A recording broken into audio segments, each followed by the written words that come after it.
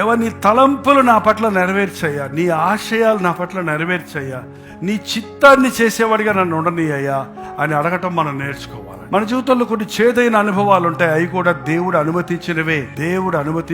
కీడైనా మేలైనా ఆయన చేదు చేసినంత మేలు తీపి చెయ్యదండి.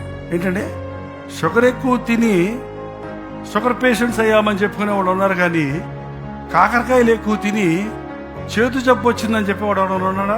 చేదైన అనుభవాలు నీకు ఆరోగ్యాన్ని చేకూరుస్తున్నాయి, నీకు పాఠాలు నేర్పిస్తున్నాయి, అనేక సత్యాలు నేర్చుకో. ఎంతసేపు నవ్వినా నువ్వు ఒక్క పాయింట్ కూడా నేర్చుకోలేవు. ఒక 10 నిమిషాలు ఏడిస్తే 10 విషయాల్లో నువ్వు గ్రహించుకోగలుగుతావు, నీ తప్పులు తెలుసుకోగలుగుతావు, నువ్వు పాఠం నేర్చుకోగలుగుతావు, నువ్వు అనుభవాన్ని పొందగలుగుతావు.